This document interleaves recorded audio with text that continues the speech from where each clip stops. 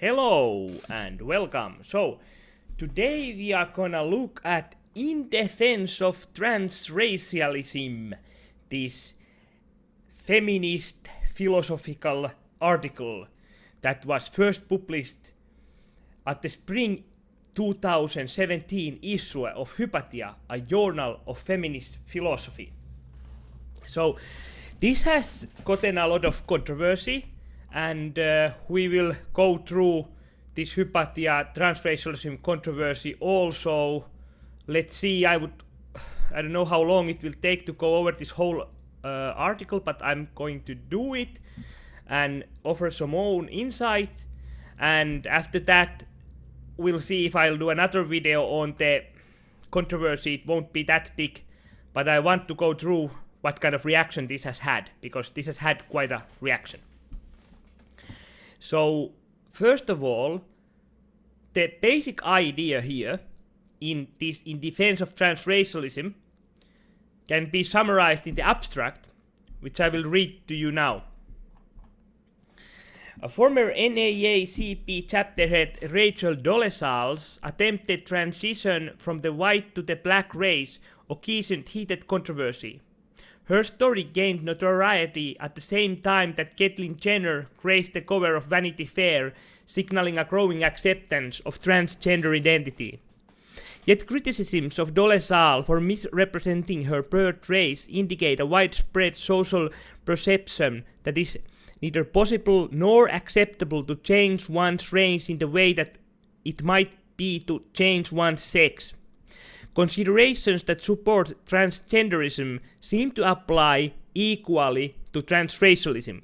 Although Dolezal herself may or may not represent a genuine case of transracial person, her story and the public reaction to it serve helpful illustrative purposes. So, basically the whole idea is let me see if I can find it. Let's find it. Here, so that we are basically in a situation that this transgender person, Caitlyn Jenner, former name Bruce, can be on the Vanity Fair magazine front page and gain a lot of good publicity that way. When on the other hand, this person is claimed to be race traitor or whatever, and it's many people seem to think it's very highly offensive to think that white person can go to trans black, to go to a black identity. And I think that there are a lot of interesting implications, and that's why why there is such a lot of controversy around this. Because if of course, if we just go with the idea that this Rachel Dolezal is a crazy person and wants to be black, then whatever, But let's say that she's not, and let's say that she has something to gain. Wouldn't that mean that there's, at least in certain circles, something as black female privilege, so that she actually benefits, like, very career-wise about former NAACP chapter. Career-wise, you can benefit from pretending to be black or be trans black, however you want to see it. And I think the smart thing, because this Rachel Dolezal is such a controversial character that there are a lot of people attacking her and defending her or whatever. Well, maybe not that many defending her, except maybe this article. But anyway, so it's a good idea that she doesn't try to claim here that this person, Rachel Dolezal, is actually a truly, really trans black. But that there could be someone that would be, and this kind of discusses the philosophical argument. So one reason I wanted to go over it and read it is that I've heard that this is kind of a jargon-free example of this kind of philosophical investigation into the what it is to change one's identity. So here we go.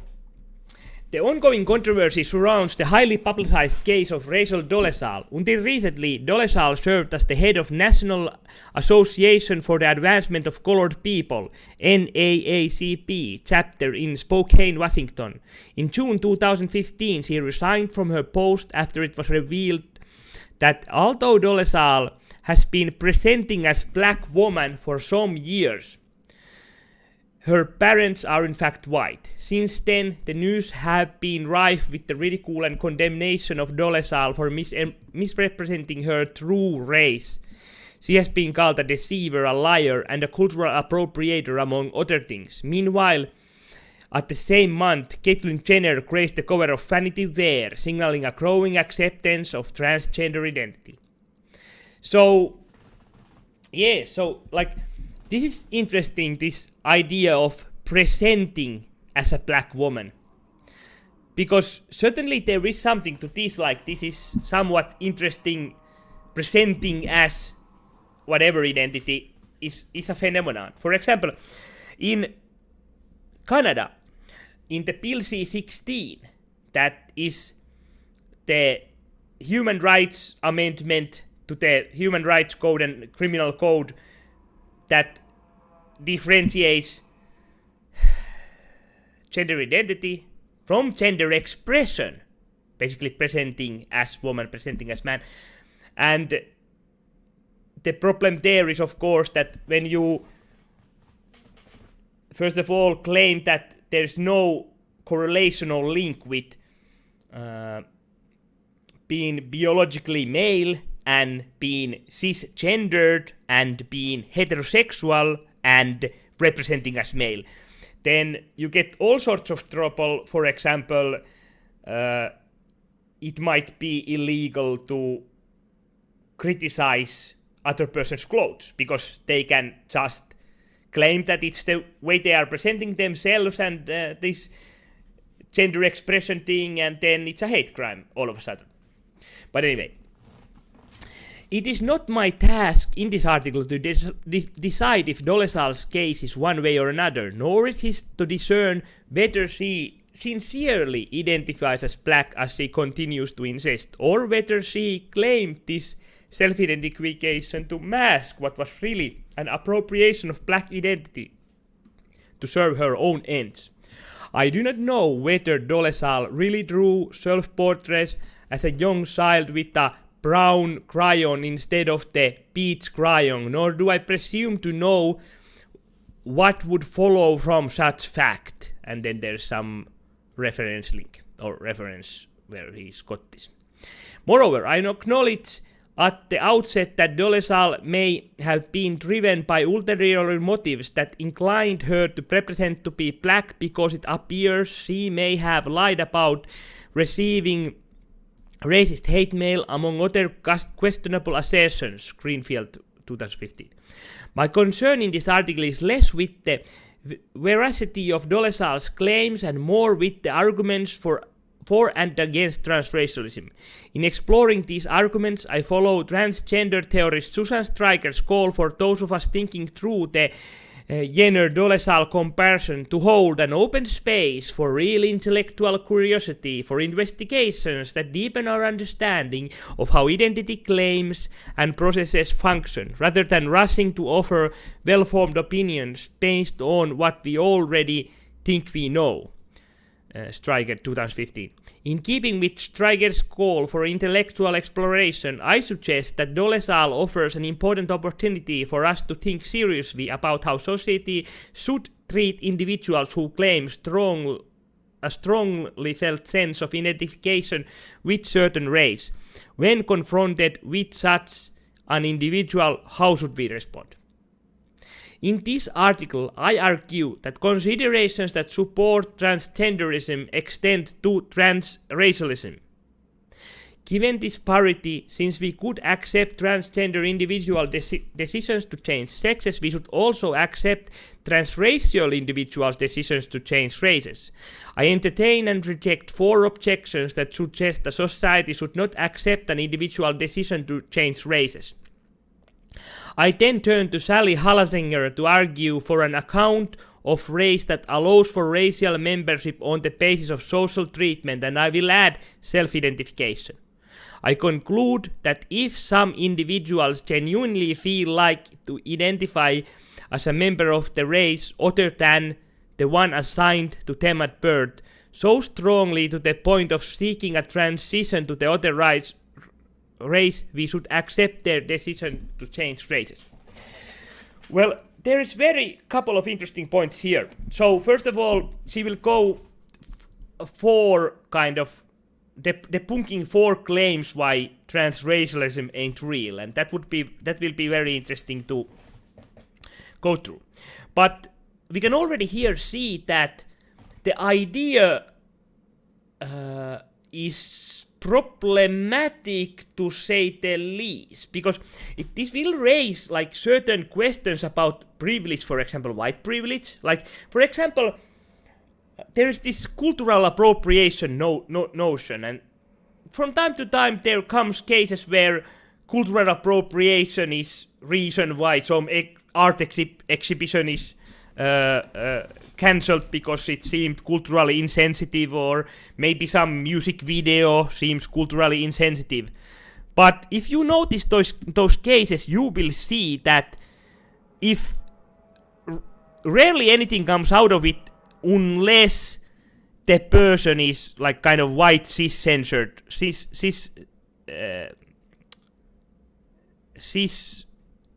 white cis and preferably even male. So that, for example, if you are some, let's see what's the right term, colored people. If you are one of the colored people, then that criticism doesn't apply to you so much.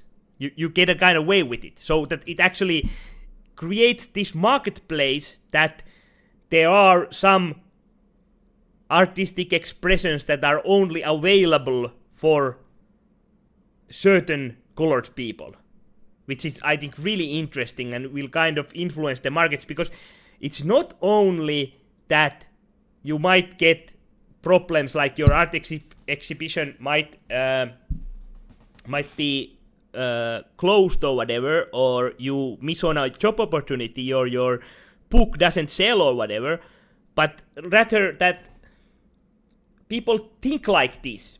People have this white privilege idea, and actually it kinda makes being white less privileged in a way, because then it might actually take some job opportunities, etc., away from you in certain fields, at least creative fields, etc. And that's really interesting, because that would give the idea that maybe it is beneficial for a man to change into woman, or a change from white to black or whatever, because then you are not in the majority, so you have all these different kind of more opportunities or whatever. And this is interesting. She has 4 points why it should be accepted. I think the idea here is very sound if you think about how feminists think. So if you are willing to accept the idea that gender is a social construct and race is a social construct, then this seems to apply. This seems to be the logical place to go, but it presents problems, because then if you get this kind of position in civilization or position in society that you can say white privilege and fucking stop some art exhibition that white person is doing some culturally offensive art or whatever, then all they have to do basically is decide to change races, and certainly your criticism doesn't apply. So that's really interesting, and kind of like I can see why like some feminists are starting to object to all these million gender things, because they've been using a lot of effort and resources to, for example, change law. If you look at Duluth model, that is the model used in America and many Western countries by the police when it comes to like partner violence, etc., then it is so corrupted that you maybe should think not to call police in many times if you are attacked by your spouse, if you are a man, because you will probably end up spending the night in jail. So, hey, when the police come, just quickly identify as female, and this should kinda avoid that problem. Or hey, there's no male shelter in your country or in your county or whatever. No problem, identify as female. And this, of course, raises problems because, well, it really questions the white privilege part, doesn't it? Or male privilege. So, let's see. From transgenderism to transracialism. Generally, we treat people wrongly when we block them from assuming the personal identity they wish to assume. For instance, if someone identifies so strongly with the Jewish community that she wishes to become a Jew, it is wrong to block her from taking conversion classes to do so. This example reveals there are at least two components to successful identity transformation: how a person self-identifies and whether a given society is willing to recognize an individual's felt sense of identity by granting her membership in the desired group. For instance, if a rabbi thinks you are not seriously committed to Judaism, she can block you from attempted conversion. Still, the possibility of rejection reveals that, barring strong overriding considerations, transition to a different identity category is often accepted in our society. So, I would remember this Judaism-Jewish example, because I remember that this is the only part this is treated, and this will be one kind of major point of discontent with this paper. That we will go through the critique later, but like, just try to remember this point. It was just a small example of this Jewish identity, Judaism, whatever, rabbi, whatever. In the case of transgenderism, social recognition often, though not without controversy, in conjunction with psychiatric diagnosis, grants one entry into a sex-gender category other than that assigned at birth. For instance, if someone slotted into the male sex at birth strongly identifies as female, this individual can take measures, including surgical transformation, to render her external appearance coherent with her internal sense of self. This was not always the case, of course. Trans individuals claim to self-identify as members of another sex.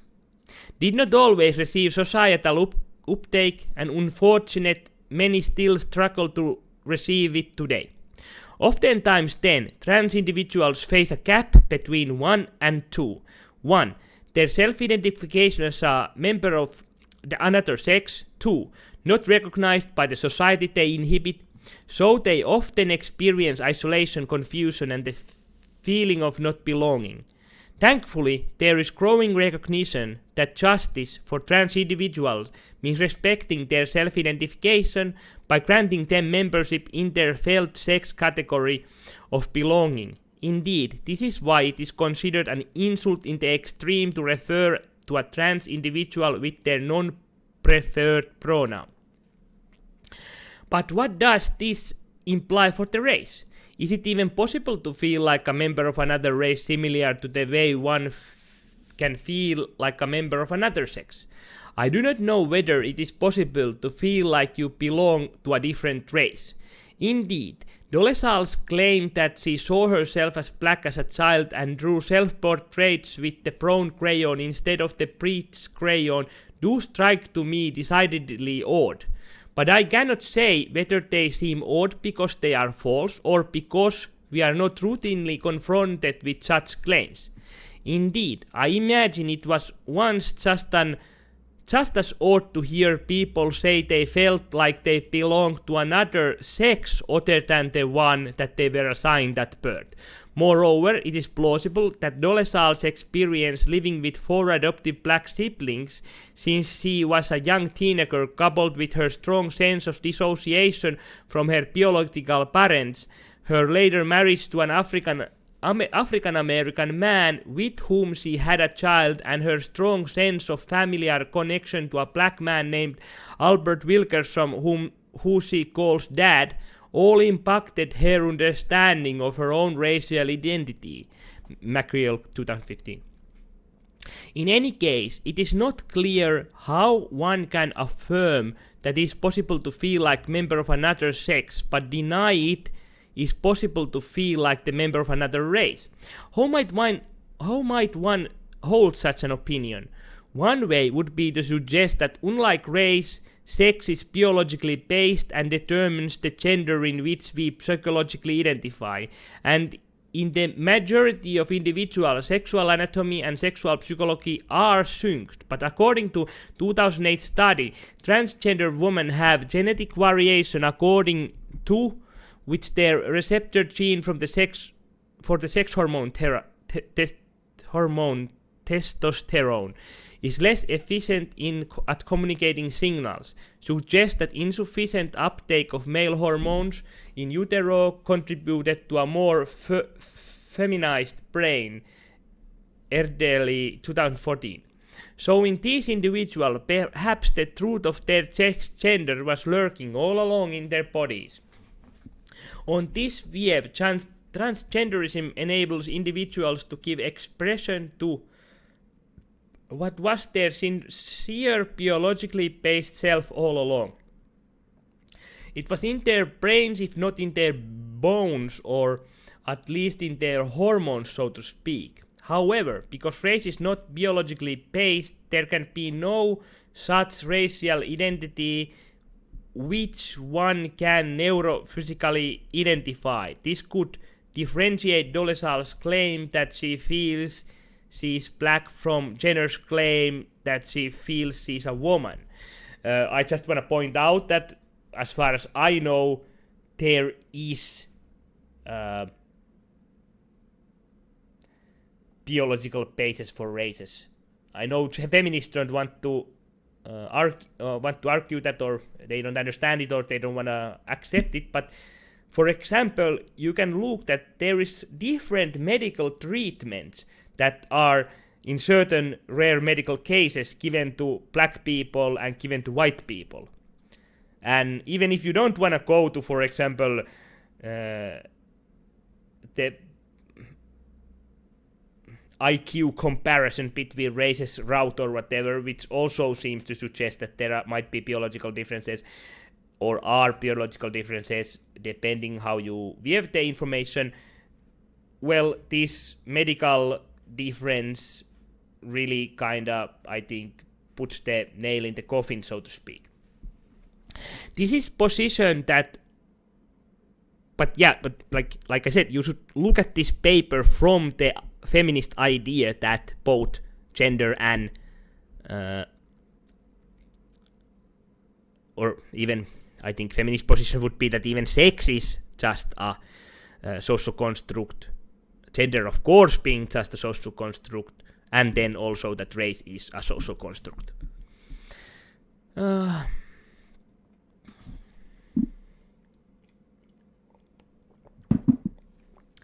This is a position that one could take up, but it comes with a steep cost. It holds the societal acceptance of transgenderism hostage to a biological account of sex gender. This is problematic for several reasons. First, not all trans individuals claim to have been all along the same sex which they now identify. This suggests that their sex identity was not biopsychically determined or hormonally or otherwise, nor do all trans people possess ambiguous biological features, hormonal, genital, and so on.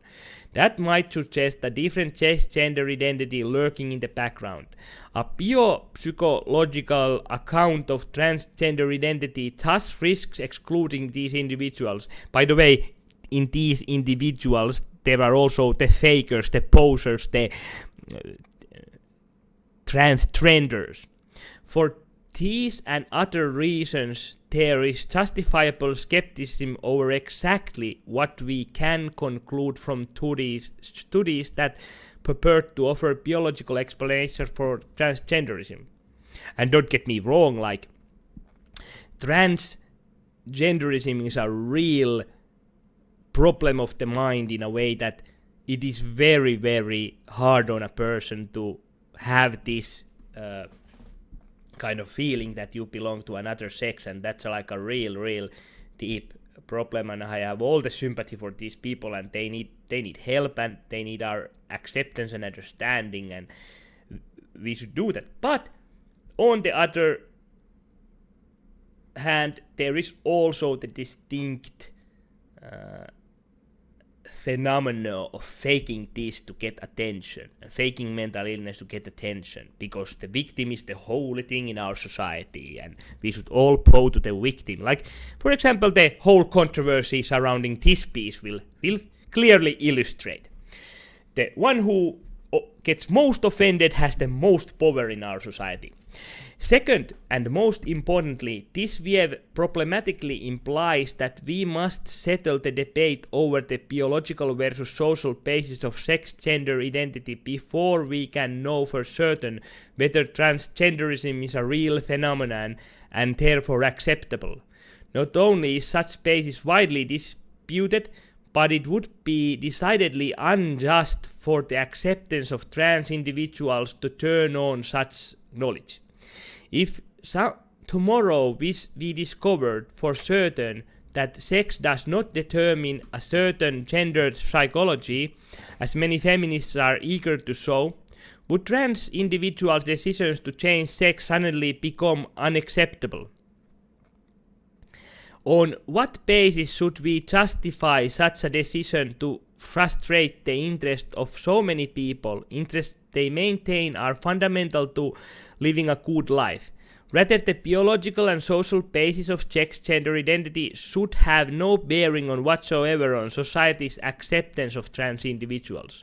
As Talia Petcher points out, transsexual claims to belong to a sex do not appear to be metaphysically justified. They are claims that self-identities ought to be definitive in terms of the question of sex membership and gender treatment. They are therefore political in nature. Petcher, 2014, page number 387.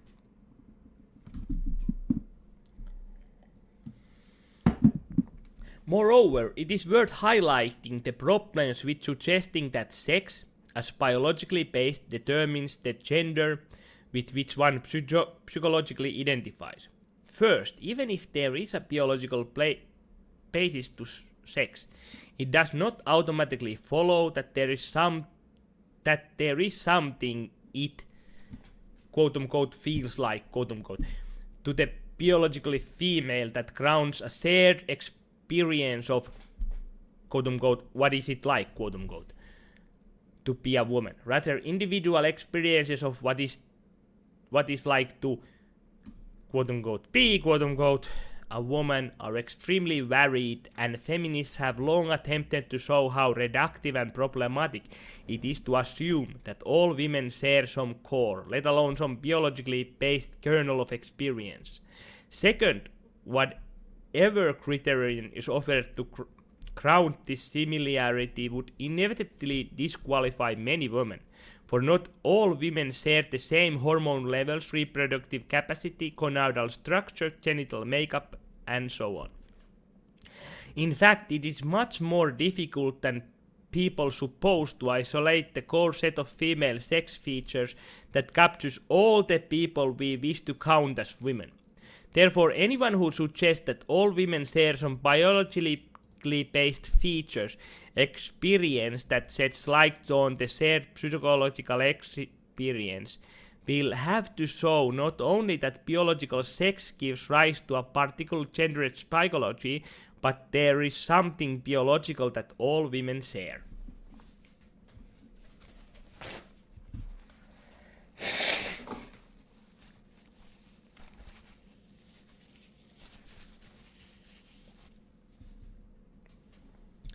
But this is not the end of the story. Indeed, another way to justify transgenderism and delegitimize transracialism is not to take issue with the idea that one can genuinely feel like member of another sex, but with the idea that it is possible to change one's race at all.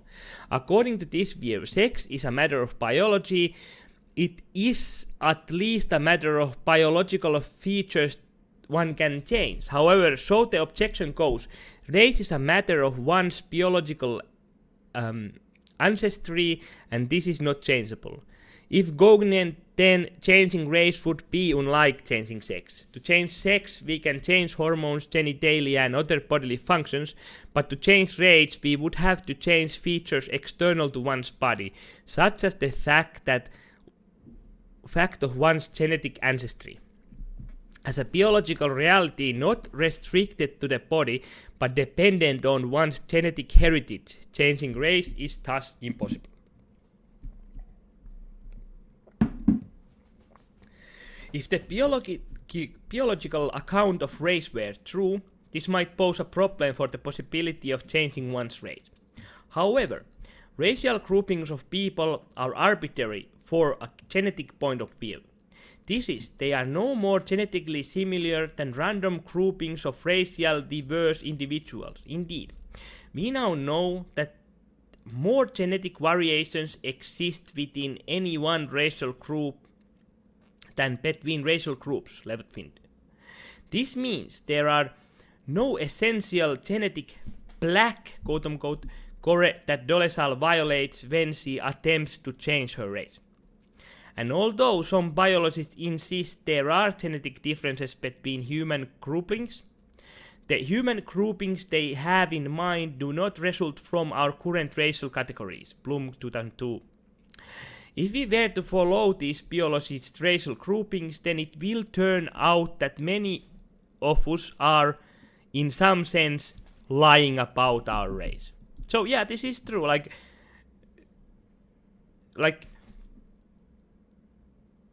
race is not so much how it looks outside, but if we look at like our genetic makeup, if we look at our genetic code, I might learn out that, oh my god, I'm not a Finnish, but I have actually a lot of Indian genes because my grandfather was from India, and some other person might have some German genes or whatever.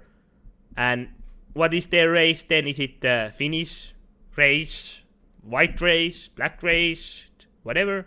Like this comes really like problematic, and it's then hard to see that who is who. So what does this imply about the possibility of changing races? It implies that although ancestry is a particularly valued determinant of race in American society, it is no more predictive of one's actual race than any other determinant, because one's actual race is a matter of social definition. This does not mean that social constructs have no real force, but rather that as a construct the race is malleable. Indeed, in communities where ancestry is a less relevant determinant of race, other determinants of race could push someone like Dolezal into black racial category. Charles Mills identifies at least 5 categories generally relevant to the determination of racial membership, including self-awareness of ancestry, public awareness of ancestry, cultural experience, and self-identification. Mills, 1998.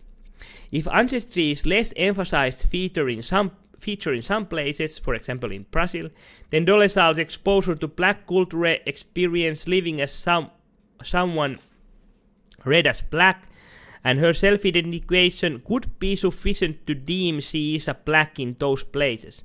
And because there is no fact of the matter about actual race from genetic standpoint, these features of Dolezal's experience would be decisive for determining her race in that particular context. The crucial point here is that no truth about Dolezal's real race would be violated.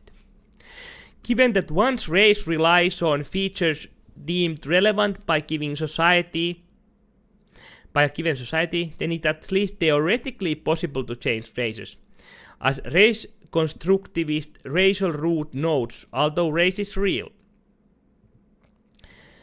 Our practice of racial sorting could change. We could conserve race and let go of biological transmission. Adopted children could be classified as the same race as their adoptive rather than biological parents. In addition, we could develop procedures for renouncing our present race and then become naturalized member of another. The change in race could proceed in steps. First, you become a resident alien in your new race, and then upon completing a course of study or work on behalf of your new group, you become naturalized member, Route 2000. Although race change is theoretically possible, whether it is practically possible depends on the society's willingness to adjust its rules for racial categorization to better accommodate individual self-identification accordingly. We must assess that the ethical reasons that the society may have to reject individual decision to change race. Let's see, how long have I gone? No idea, let's just go on.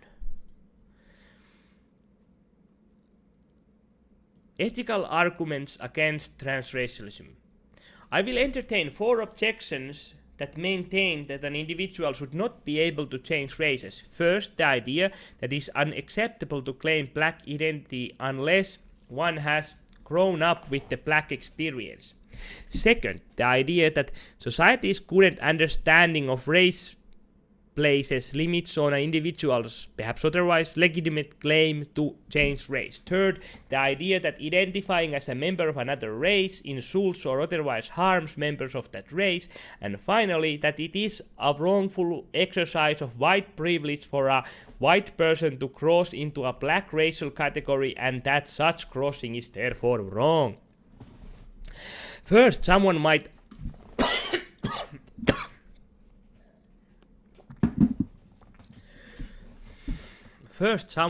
object to a person like Dolezal cannot identify as black because she did not grow up with the experience of anti-black racism.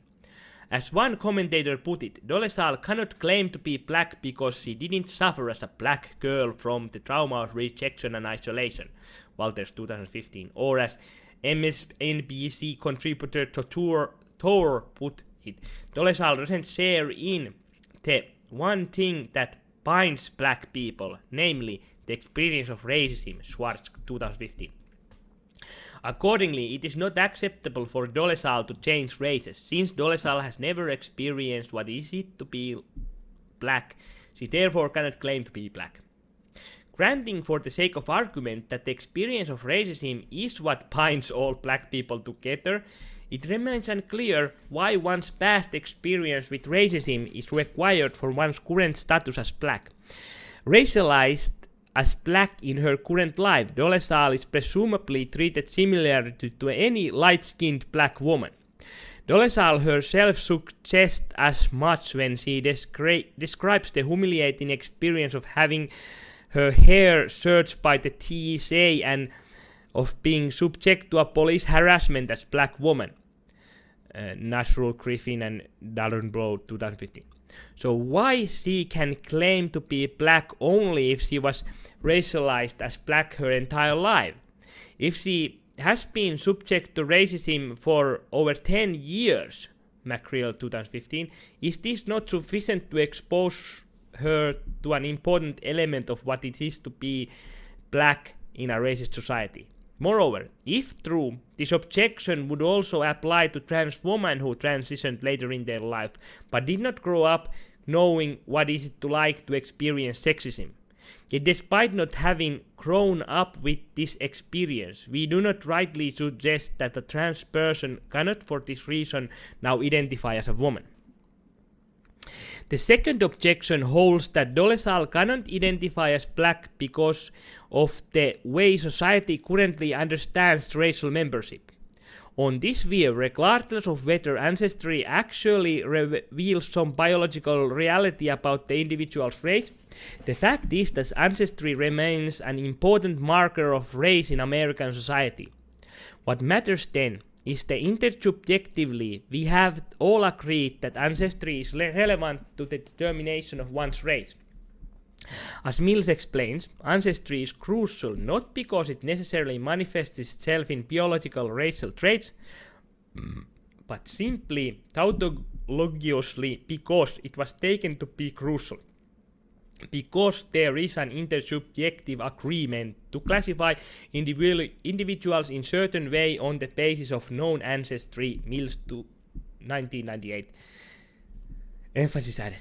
Because of this intersubjective agreement in our society, Dolezal remains just as subject to the ancestry criterion of racial membership as anyone else. Therefore, Dolezal does not simply get to decide that for her purpose her ancestry is irrelevant to her race. And this is the case even if ancestry turns out to be a poor criterion for racial membership. Dolezal cannot simply change the rules of the societal game even if societal rules of racial membership are problematic. In her argument defending the moral permissibility of transgenderism, but not transracialism, Cressida Hayes makes just this point. Hayes suggests that arguments in defense of transracialism, like that of Christine Overall 2004, discounts the fact that society's dominant belief structure limits the available resources one has to claim different forms of identification.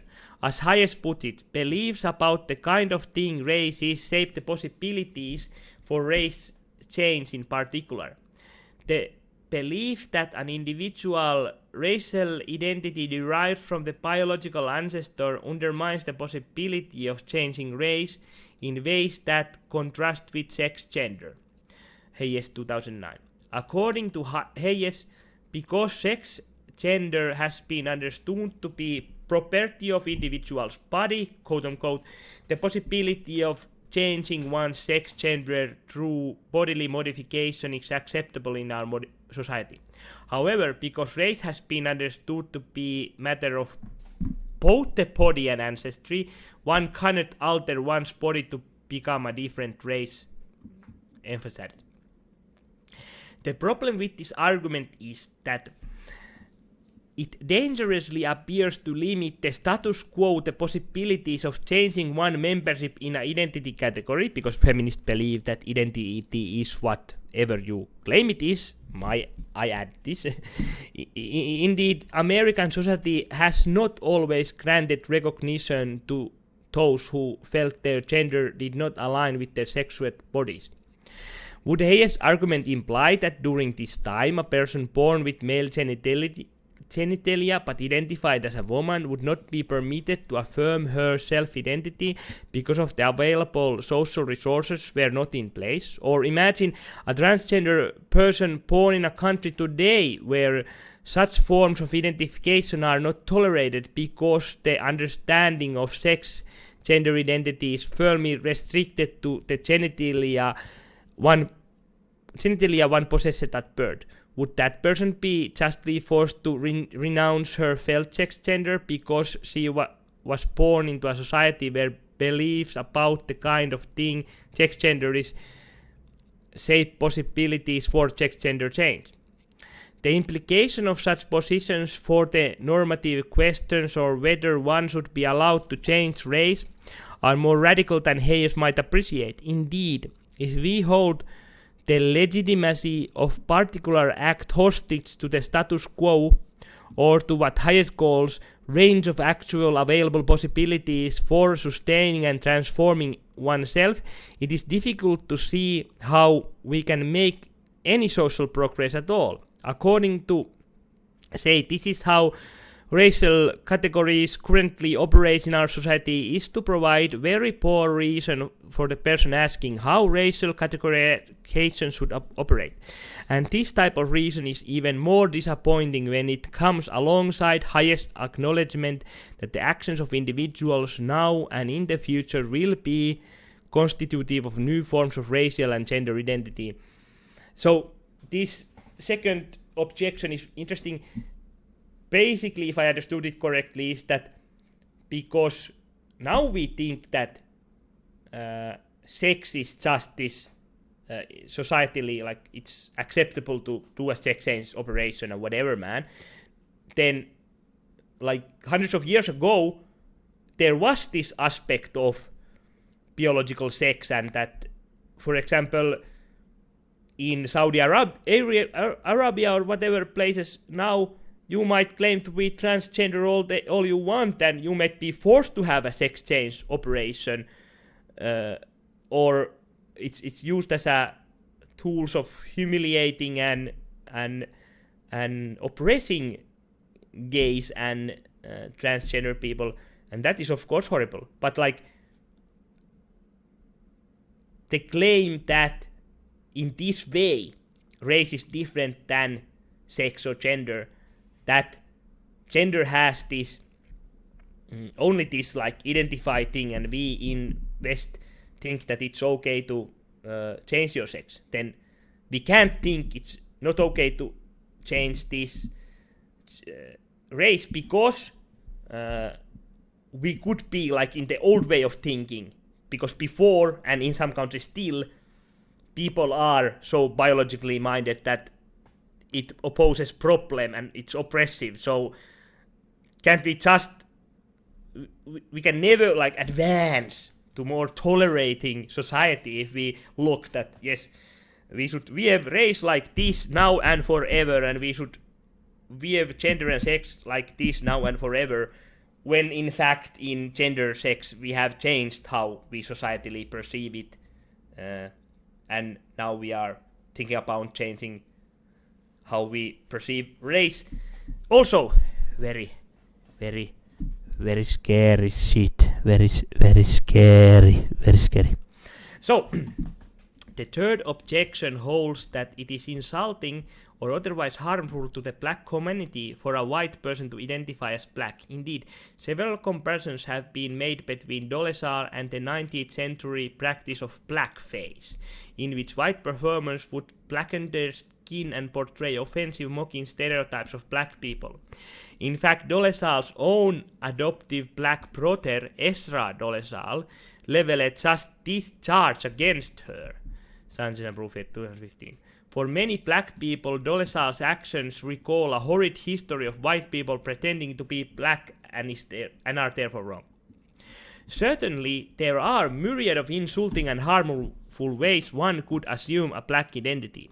However, it is crucial to distinguish problematic from unproblematic forms of identification. Many forms of donning a black identity are insulting because they are just that, the donning of black identity. I take it that those who don a black identity do not express a genuine identification with blackness. Rather, they assume a black physical appearance or appropriate certain exaggerated or maliciously concocted features of black culture for a brief period of time, usually for questionable ends. Yet we are examining the possibility of a person who genuinely identifies as black. This is completely different from someone who identifies as white but who pretends to be a black person precisely for the purpose of ridicule and reinforcement of racial stereotypes. The latter is appropriately deemed pretense because it relies on the fact that this person's core identity is not who she publicly and permanently purports to be. Someone who genuinely identifies as black and feels that she is black and not pretending to be black. A person who genuinely identifies as black and thus is not likely to don black identity for hours or even days, weeks, months, intending thereafter to resume white identity. Instead, such a person is more likely to try to live as a black person day in, day out, year in, year out, in perpetuity. Dolezal may well have been putting on a black identity for nefarious purposes, but the possibility that she was not is a reminder that we must keep these different ways of assuming the black identity morally distinct. If we don't, then by parity of reasoning, transgender men and women are just pretending to be men and women. But surely we acknowledge the distinction between transgender individuals and those who pretend to be men and women in order to mock these identity categories or to serve some other questionable, and moreover, someone who genuinely identifies with blackness should perhaps be viewed as affirming blackness instead of insulting it, insofar as to suggest it is desirable to be black. In a world where the worth and value of blackness is routinely denied, perhaps Dolezal's transition could therefore be viewed in a positive light. Yeah, like this is this interesting thing that if there is such thing as a white privilege, then why on earth would Rachel Dolezal wanna associate her identity with black? Because she has more benefits of society by being white. Well, I think she has rightly concluded that in at least certain situations, certain places, for example, it is hard to keep this position as NAACP chapter head of colored people if you are not colored people yourself. So she at least has actually been able to make money out of the black identity. Money otherwise would not have been able to get her hands on. Finally, there is the objection that is a wrongful exercise of white privilege for white-born persons such as Dolezal to cross into black racial category. If so, such crossing is reprehensible. On this view, because it is easier for white people to darken their skin and successfully be read as black, and because a white-born person could return to being white, individuals like Dolezal provide yet another reminder of the many privileges that attach to being white. As Tamara Winfrey Harris put the concern, Mrs. Dolezal's masquerade illustrates that however much she may empathize with African Americans, she is not one because black people in America cannot set their race. I will accept Mrs. Dolezal as black like me only when society can accept me as a white like her. Harris 2015. Yet there are several problems with this argument as well. First, to point that white-born person could always exercise white privilege by returning to being white. I note that the same argument would problematically apply to male to female trans individuals who could return to male privilege, perhaps especially if this individual has not undergone gender confirmation surgery. But the fact that a person could potentially return to male privilege does not and should not preclude their transition. Next, let's consider the idea that white-black transitions are easier than black-white and therefore an exercise of white-born privilege. I assume for the sake of argument that it is easier for female to male FTM transgender individual to be read and accepted as male than vice versa. If true, we might say that FTM transgender individuals exercise FTM trans privilege that male to female transgender individuals lack. If this seems of minor relevance to the ethics of FTM transitions, then it should also seem of minor relevance to the ethics of white to black transitions. However, perhaps an objector will insist that such an exercise of the FTM trans privilege is unethical. In that case, I further note that the same argument would appear to rule out many practices we currently allow. For instance, men exercise male privilege when they get more jobs as philosophy professors. Yet we do not therefore suggest we get rid of philosophy professors. Rather, we try to address gender inequality so that more women are represented in discipline. I think this is kind of fake sentence here because so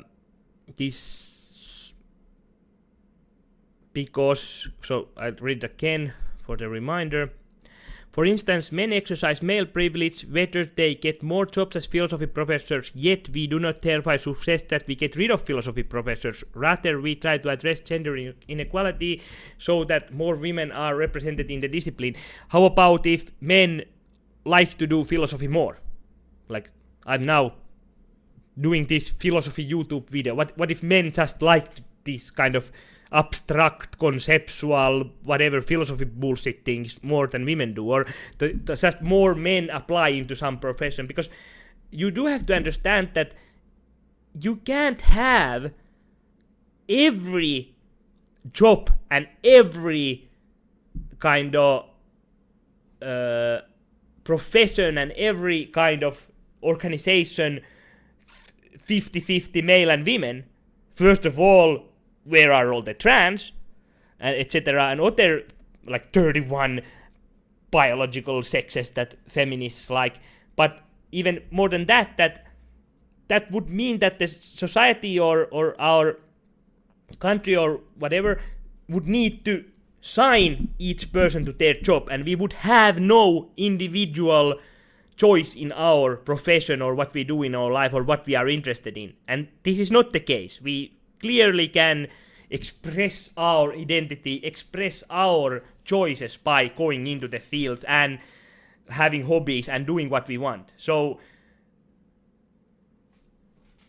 you should first look, if you have more philosophy professors, that could there be some other things that kinda explain why there are more male philosophy professors than female, and then look if there is actually injustice there, or and it should be addressed, or is it just like bullshit and you just want more opportunities for women, you wanna lower how much score or whatever women has to have to get this kind of job or opportunity or whatever, and you wanna hire it for males so that you can have 50-50 or whatever crazy things you wanna do.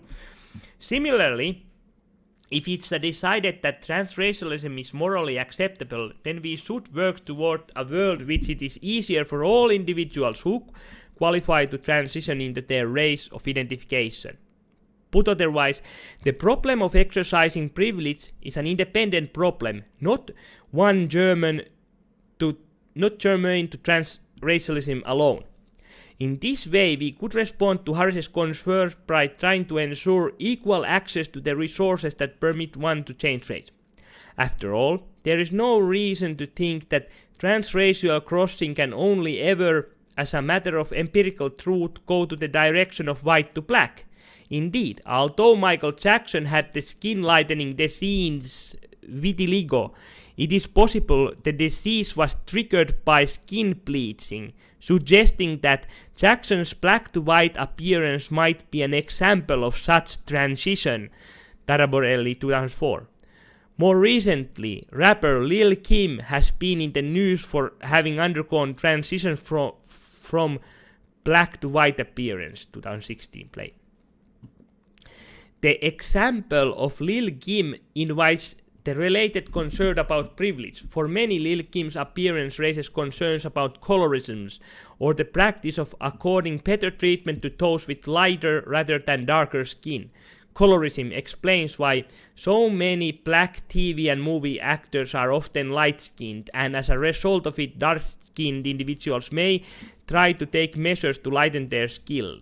Colorisms might prompt more concern over black and white racial transitions than vice versa, for this transition could appear to validate the idea that black people are not beautiful, or that it is undesirably to be black, thus posing the real harm to black community. For this reason, I think it is important to maintain distinction between those who might desire to be white or male purely to gain access to white or male privilege, and those who have other reasons for transitioning. As a second rejoinder to the idea that an individual like Dolezal is wrongly exercising white privilege, it is difficult to see how giving up one's whiteness and becoming black is an exercise of white privilege. Rather, it seems like an ultimate renunciation of white privilege.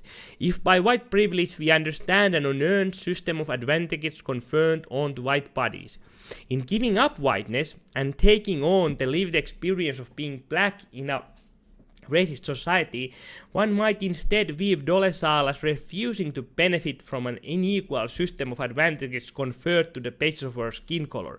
Indeed, Dolezal herself has stated her belief that the race is a hierarchical system that was created to leverage power and privilege between different groups of people, in 2015.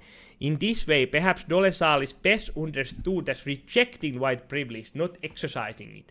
As Noel Iganitiev put the point, if giving up whiteness is a privilege, what do you call hanging on to it? Self-identification and social treatment toward a revised account of race. I have tried to show the reasons similar to those we accept with regard to individuals who transition to another sex, to extend those who wish to transition to another race.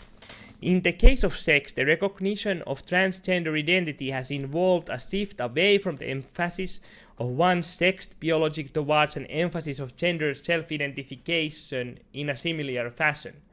The recognition of transracial identity might eventually involve a shift away from the emphasis of ancestral ties or skin color of origin toward an emphasis on racial self-identification in both cases. I think we have strong reasons to accept individual self-identities than to force them to feel beholden to an identity thrust upon them at birth. The argument for this point is broadly Millian. As a rule, we should encourage different experiments in living and not interfere with others' liberty unless doing so would prevent harm to others. Mill 2002.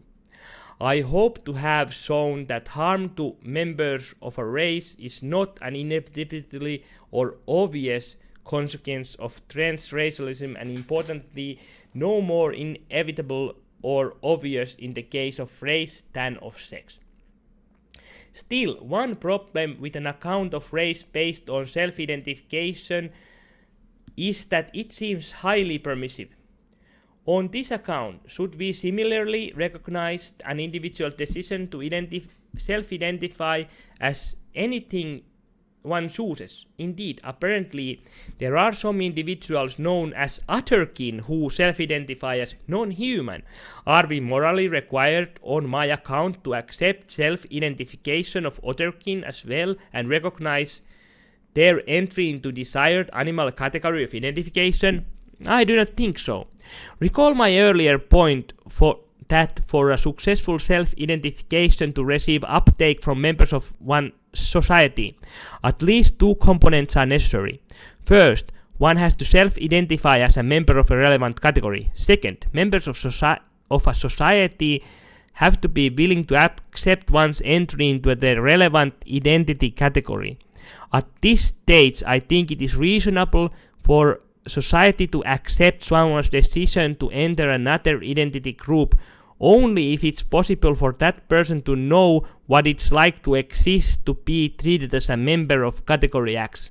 Absent the possibility for access to what it's like to exist and to be treated in society as a black person or as a man or as an animal, there will be too little commonality to make the group designation meaningful. For example, if a cisgender white man fights his rights not to subject to anti-black police violence or misogyny, yet never faces the possibility of having his rights so violated, we can responsibly expect allyship, not identification, from him. Elizabeth Barnes discusses a similar type of restriction in the case of transabled people or people who believe very strongly in some sense that their body ought to be disabled, Barnes 2016. One common manifestation of transability is individuals who believe one of their limbs or is not part of their body. Such individuals may take dangerous measures to adjust their bodies to the desired disabled presentation. According to Barnes, such individuals are not probably considered disabled until they have undergone a body change that renders them disabled. On her view, then, self-identification alone is not sufficient to make someone disabled. For Barnes, it would require fairly extreme amount of conceptual revision to say that pre-transition transabled people really are amputees, really are paraplegic, etc. Yeah, this is interesting. Like, there's also a lot of people who think that their penis is not part of their body and they just have this idea of self-harm that they want to cut off their penis and maybe take some hormone pills with it. You get where I'm going. Barnes proposes a moderate social constructionism inspired in part by Sally Haslanger's account of social construction. A brief turn to Haslanger's account will be helpful. For Haslanger, whether someone is a woman or a man, black or white, depends crucially on the social treatment, and I would add their self-identification.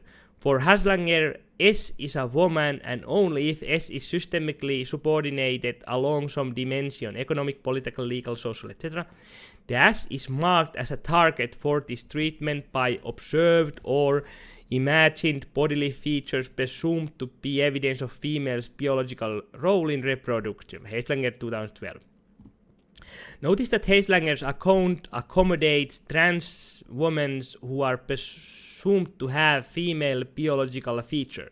Similarly, for Haslanger, S is a member of a racialized group if and only if its members are socially positioned as subordinate or privileged along some dimensions, economical, political, legal, social, etc., and the group is marked as a target for this treatment by observed or imagined bodily features presumed to be evidence of ancestral links to a certain geographical region. According to Haslanger, then, the presumption of one's biological role in reproduction or the presumption of ancestral link coupled with the relevant social treatment is sufficient for one's membership in a gender or race. Insofar as a transracial individual is presumed to have black ancestral ties and is treated accordingly in society, then such an individual could qualify as black on Haslanger's account. Haslanger argues that her account improves upon other accounts of gender and race for two main reasons. First, in comparison to other accounts, it better addresses what she calls the problem of commonality, which notes that if our account of what woman is seeks shared intrinsic features that all women have in common, such as psychological makeup, character, traits, beliefs, values, experiences, it will fail to capture all women. Haslanger, 2012. The same goes for race. Second, Haslanger's account better avoids what she calls the normative problem, or the idea that the very act of defining woman or black inevitably engages in dangerous normative exercise according to which some individuals are deemed more full or real members of the category than others. On Haslanger's account, the only individuals who won't account as real members of category X are those who aren't oppressed by category X. In the case of category quote-unquote woman, quote-unquote, then the only people who wouldn't count are women who pass fully as men or who aren't even quote-unquote subordinated in any way linked to recognition, quote-unquote. Although I don't have a space for full defense of it, Haslanger's account helps allay concerns about the over-permissiveness of an account of race based on self-identification alone. Indeed, we need an account of race that does not collapse into position according to which all forms of self-identification are socially recognized, such as one's self-identification as a wolf. The advantages of Haslanger's account are clear. It helps us identify groups that formed and continue to exist to oppression. Heislinger's account is flexible enough to address the concerns of commonality and normativity, but restricted enough for the political purpose of identifying group-based oppression. In the same way that Heislinger's account accommodates transgender individuals, I think it could similarly accommodate transracial individuals. With such an accommodation, the presumption of ancestral link as a mark for race might start to wither away slowly. Over time, one's social treatment and self-identification as a member of race X might begin to take precedence. Still, an objector might insist there are important reasons to prefer an account of race based on ancestry than the one based on self-identification and social treatment. After all, ancestral ties do play a central role in the historical and ongoing constitution of races. Yet the insistence of ancestral ties still faces the normativity problem mentioned above. This is, it excludes many who would rightly be considered members of certain race. For instance, consider the case of an American black couple who adopt a dark-skinned child from India. Imagine this child was adopted young enough not to develop an Indian accent. His parents raise him exactly the same way they raise a black siblings, as a full-fledged member of black community. As he grows up, he becomes subject to the same discrimination and mistreatment and characterize the plight of his fellow blacks. He also attends a black church, participates in black cultural events, and self-identifies as black. In short, when it comes to his race, this child is virtually indistinguishable from other members of the black community. According to the ancestral account of race, however, this child is of a different race. His ancestry is Indian, not black. Or, to take a different example, consider someone like Dolezal who did turn out to have a black ancestor. According to a popular version of the ancestral account of race, this person would be black given the ongoing and highly problematic use of the historically racist one-drop rule of black racial membership. Are we really prepared to allow the acceptance of someone like Dolezal to hinge on such a fact? I have to check out this one-drop rule sometime. I have no idea what it refers to. Perhaps the example of this adopted child can be taken to show that this might be relevant for transracial crossings are not only self-identification and social treatment, but a history of or narrative experience that helps explain why one might feel such a strong sense of identification with a race. Other than that assigned at birth, in this sense, it might prove specifically relevant that, as noted earlier, Dolezal parents adopted 4 black children when Dolezal was a young teenager. Indeed, although Dolezal is unable to invoke a black ancestor to help justify her transition, one could reasonably argue that ties to 4 black siblings are much more significant ties to an ancestor she may have never even met. Siraj 2015. Finally, it should also provide relevant that Dolezal's experienced a strong sense of disconnection from the biological parents who identify racial or otherwise. Dolezal may have felt less connected than that of her adopted siblings. Halesang writes, rather than worrying what gender really is, or what is race really, I think we should begin by asking, both in theoretical and political sense, what, if anything, we want them to be. 2012. I have taken it as my task in this article to argue that a just society should reconsider what we owe individuals who claim strongly felt sense of identification with another race, and accordingly what we want race to be. I hope to have shown that insofar as similar arguments that render transgenderism acceptable extend to transracialism, we have reason to allow racial self-identification coupled with racial social treatment to play a greater role in determination of race than has previously been recognized. I conclude that society should accept such an individual's decision to change race the same way it should accept an individual's decision to change sex.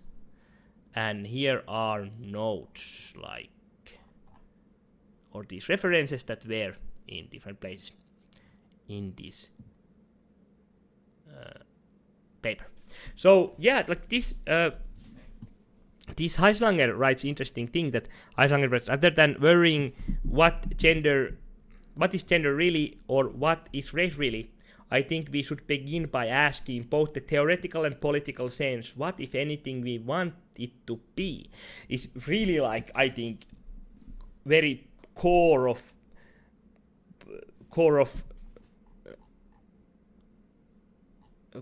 like this postmodernism, that identity is what you want it to be and you can change it accordingly. And like from the feminist framework, I see no problem with this paper, and I think they should take feminist sciences into this direction if they really want to. Like, I see no problem thinking about the inconsistent logic about it. But yeah, so let's stop this now and let's go to the criticisms in the another video.